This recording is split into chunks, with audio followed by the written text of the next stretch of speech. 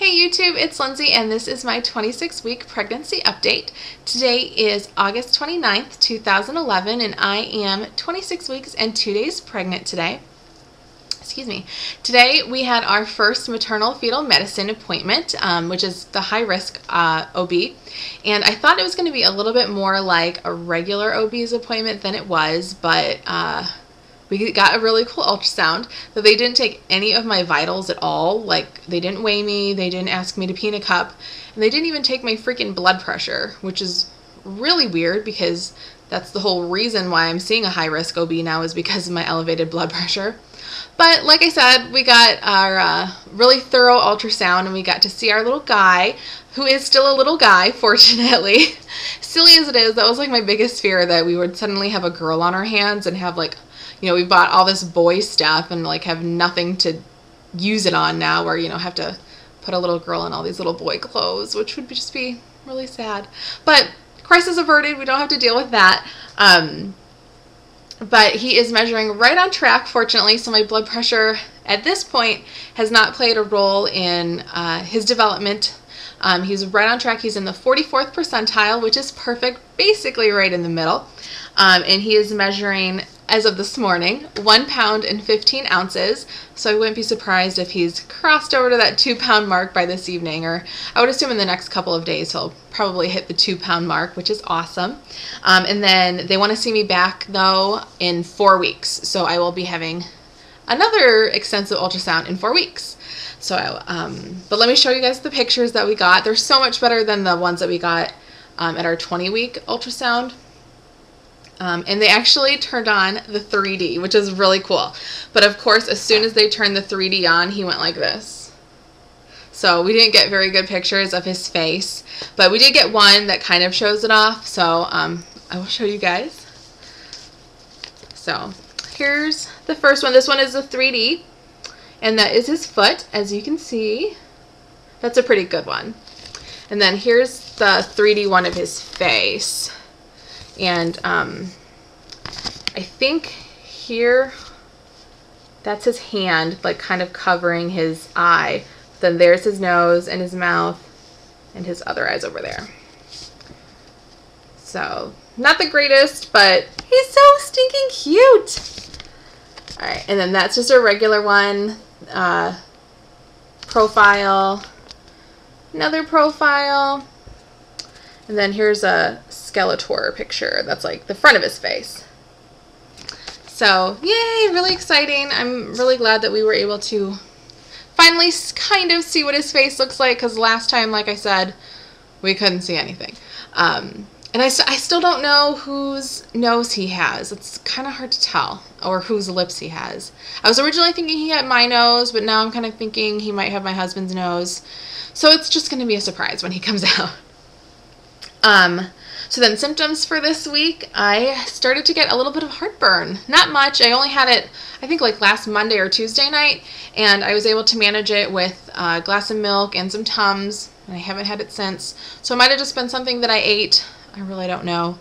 But then, speaking of milk, I think I'm now lactose sensitive.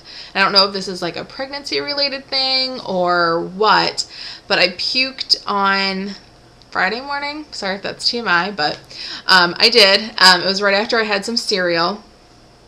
And the night before, so like Wednesday and Thursday nights, I had cereal as a snack, and I had a couple of glasses of milk, and I felt queasy and nauseous, though I didn't throw up either of those days. So I think it kind of all just culminated on Friday morning after I had that, after I had that bowl of cereal. And yeah, so, gosh, sorry. So I'm gonna give up milk for a little bit just to kind of see if that's a problem. Maybe in a couple weeks I'll have another glass, and just hope that it doesn't happen again, because I do enjoy drinking milk. I was on a chocolate milk kick for a while, and there's still some in my fridge, and it's just like staring at me every time I open the door, but I'm not going to drink it because I don't want to throw up again. And then, I had leg cramps last week too that lasted for 3 freaking days. And they were in both of my calves, and it felt like I literally had run up the Sears Tower 3 times. You know how if you work out one particular muscle like really hard after you haven't worked out at all for like 3 months? Oh my gosh, they were so painful. Like I couldn't stand on my tiptoes to get stuff out of my cabinets or anything. It was awful.